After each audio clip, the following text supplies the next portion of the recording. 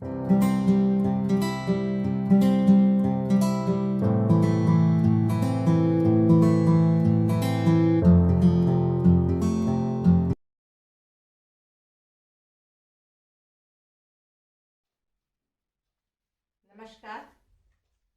आज मैं फिर से आपका स्वागत करती हूँ अपनी क्लास में, अपने चैनल पर।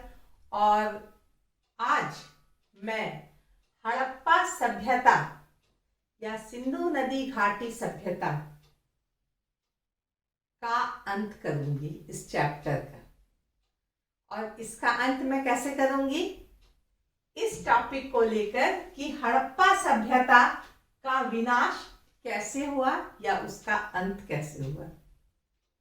तो आज का जो यह टॉपिक है आपके सामने, यह बहुत ही महत्वपूर्ण है कि हड़प्पा सभ्यता या सिंधु नदी घाटी सभ्यता का अंत कैसे हुआ। यह एक बहुत बड़ा प्रश्न है, क्योंकि एक सभ्यता जो इतनी अद्वितीय सभ्यता थी, इतनी उच्च कोटि की सभ्यता थी, इतनी विकसित सभ्यता थी और इतने लंबे सालों तक चली, उस सभ्यता का अंत कैसे हुआ? यह एक महत्वपूर्ण प्रश्न, और उसका निराकरण क्या है हम यहाँ देखते हैं। तो इस सभ्यता का अंत हुआ, हर सभ्यता का अंत होता, कोई भी सभ्यता शुरू होती है, चरम पे जाती है और फिर उसका अंत हो जाता है, ये प्रकृति का नियम है। लेकिन वही हाल इसके साथ भी हुआ। लेकिन हमें यह जानना चाहिए कि क्या कारण हो सकता है या क्या कारण हुआ कि यह सभ्यता का विनाश हो गया या अंत हो गया। तो जिन इतिहासकारों ने या जिन पुरातत्ववेत्ताओं ने इस क्षेत्र में अपनी पूरी जिज्ञासा और अपनी पूरी शक्ति लगाई है इस सभ्यता को जानने के बारे में, उनमें से बहुत सारे इतिहासकारों ने अपने अपने मत दिए हैं कि क्या कारण था कि यह सभ्यता का अंत हो गया, इस सभ्यता का अंत हो गया। और सभी इतिहासकारों ने अपने अपने रिसर्च पर यह बताया है कि इस सभ्यता का अंत कैसे हुआ। तो बहुत सारे कारण होते हैं। हम देखते हैं कि हमारे सामने Sir John Marshall, Gordon Childe, Wheeler, ये जो इतिहासकार या पुरातत्ववेत्ता है, इन्होंने क्या कहा कि इस सभ्यता का अंत बाहरी आक्रमण से हुआ। इन्होंने स्पष्ट किया है या बहुत अधिक प्रमाण दिया है कि जब आर्य भारत आए तो इन्होंने इन सिंधु घाटी के लोगों को, जो अनार्य थे, उन्हें खत्म करते हुए, उनको साफ करते हुए ये इस क्षेत्र में प्रवेश किए और अंदर तक आ गए और फिर बस गए। यह इनका कहना है। इसके लिए उन्होंने क्या प्रमाण दिया है? उन्होंने प्रमाण दिया है कि जिस तरह हम आर्य ग्रंथों में यह पाते हैं कि इंद्र ने दुर्गों का विनाश किया और अनार्यों को मारा, उसकी हत्या की। तो यह मार्शल के अनुसार क्या है कि इंद्र ने दुर्गों पर आक्रमण किया, यानी हड़प्पा के दुर्गों पर आक्रमण किया और वहां के लोगों को मारा, अनार्यों को। अनार्य कौन थे? हड़प्पा वासी थे।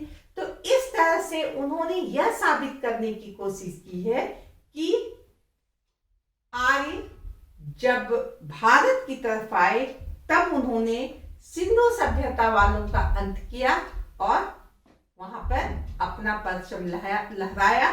फलतः इन सिंधु घाटी लोग वासियों की का अंत हो गया और वह खत्म हो गए।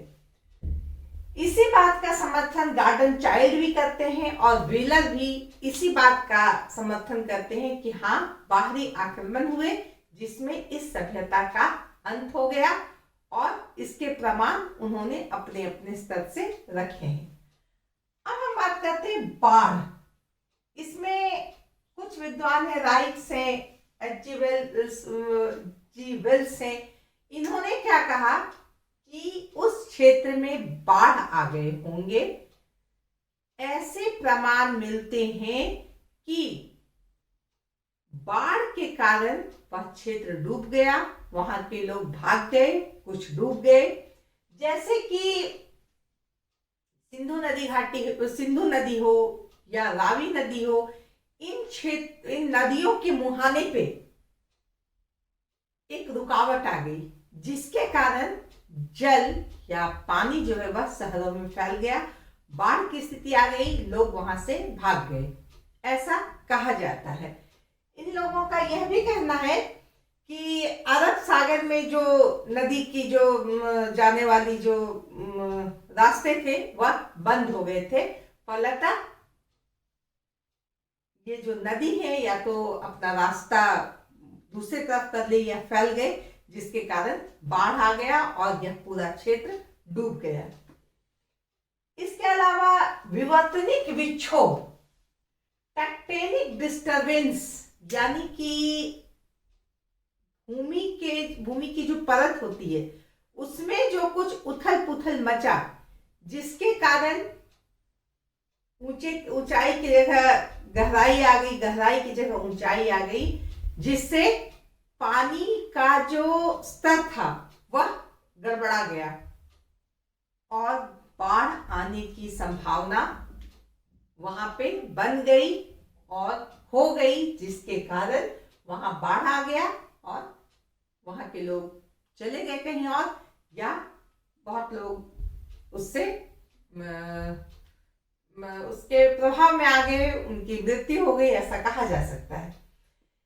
हमारे एक भारतीय इतिहासकार है अमलानंद घोष, इन्होंने क्या कहा कि चूंकि बहुत विकास कार्य हो रहा था, हम देख रहे हैं कि बड़े बड़े भवन बनाए जा रहे थे, दुर्ग बनाए जा रहे थे, सड़कें, नाली, ये वो, इतना सारा निर्माण कार्य हो रहा था और उसमें पके हुए ईंटों का प्रयोग हो रहा था। तो ईंटों को कैसे पकाया जाता था? ईंटों को पकाने के लिए लकड़ियों का यूज किया जाता था। लकड़ी कहाँ से आते थे? वन से आते होंगे, जंगल से आते थे। फलतः अधिक से अधिक वृक्ष कटने लगे और उसका परिणाम क्या हुआ कि जो वृक्ष कटने से होते हैं, डिफॉरेस्टेशन का जो कारण हो सकता है, के कारण जो हो सकते हैं वो हुआ। बारिश कम हो गई, बारिश कम होने से नदियों का पानी सूख गया, नदियों का पानी सूखने से वाष्पीकरण नहीं होता था, वर्षा नहीं होने लगी।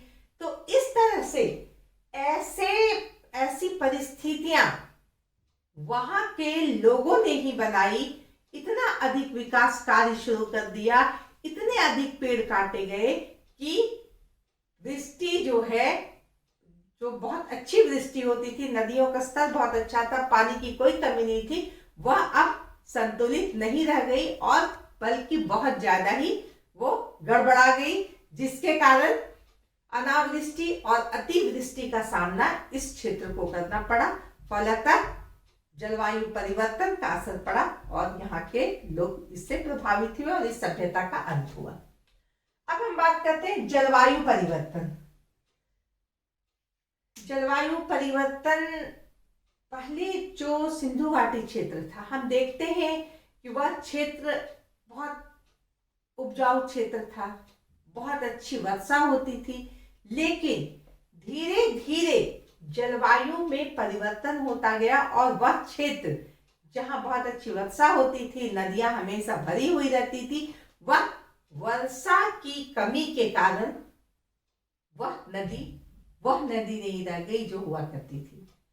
फलतः पूरे क्षेत्र उससे प्रभावित हुआ, क्योंकि हम जानते हैं जल ही जीवन है और जब जल संकट आ जाए तो कोई भी सभ्यता को समाप्त होने से कोई नहीं रोक सकता। इसीलिए हमारा या सरकार का या ये विश्व जनीन संदेश होता है कि जल बचाओ, सेव वाटर। हम इससे ये जान सकते हैं कि किस तरह जो जल हमें जीवन देता है, उसी जल के बिना हम कुछ नहीं है। और वही कारण हुआ होगा यहाँ जो जलवायु परिवर्तन हुआ, चाहे वह विकास के क्षेत्र में जो बहुत अधिक विकास हो रहा था उसको लेकर के हम कहें, या हम कहें कि प्राकृतिक रूप से जो प्रभाव पड़ रहा था, या तो हम कहें कि धरती के नीचे जो प्राकृतिक रूप से जो हलचल मच रही थी, उन सब का परिणाम था कि इस सभ्यता का अंत हो गया। और अंततः कहा जा सकता है कि कोई ना कोई संक्रामक रोग हो सकता है वहां फैला होगा। रोपड़ हो, लोथल हो, हड़प्पा, ऐसे बहुत सारे क्षेत्र में हम देखते हैं जो नरकंकाल मिले हैं, जो कब्र मिले हैं, उससे ऐसा लगता है कि हो सकता है कोई संक्रामक रोग ऐसा आया होगा जो बहुत अधिक लोग उससे प्राण गंवा रहे होंगे। तो यह भी एक कारण हो सकता है उस सभ्यता के अंत होने का।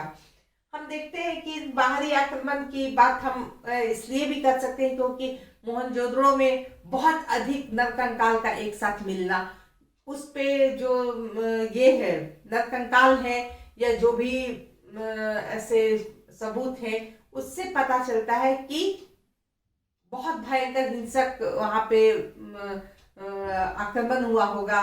और उसी तरह हम यहाँ भी देखते हैं संक्रामक रोग में कि बहुत अधिक लोगों का कब्र में एक समय का मिलना, यह तो नहीं कहीं है कि कोई संक्रामक रोग हो। तो यह एक अनुमान ही है, इसके बारे में कोई ठोस सबूत हमारे पास नहीं है, लेकिन यह हमें जानने की जिज्ञासा होती है, हमें जिज्ञासा होती है कि आखिर इस सभ्यता का अंत कैसे हुआ होगा। और हमारी जिज्ञासा को शांत करने के लिए ये जो हमारे इतिहासकार हैं, इन्होंने हमें ऐसा बताया है। और हम इससे सीख भी ले सकते हैं कि विकास का भी एक सीमा होना चाहिए। हमें यह भी सीख लेना चाहिए कि जल संरक्षण करना चाहिए। हमें यह भी इससे सीख मिलती है कि वनों का संरक्षण करना चाहिए। तो अगर हम चाहें तो हर बात से सीख ले सकते हैं। और यह सिंधु सभ्यता जो एक उत्कृष्ट सभ्यता, अद्वितीय सभ्यता और प्राचीन भारत की एक गौरवमयी सभ्यता थी, इसका अंत ऐसे हुआ। और इसके साथ ही मैं आज का हड़प्पा सभ्यता चैप्टर यहाँ पे अंत करती हूँ। धन्यवाद।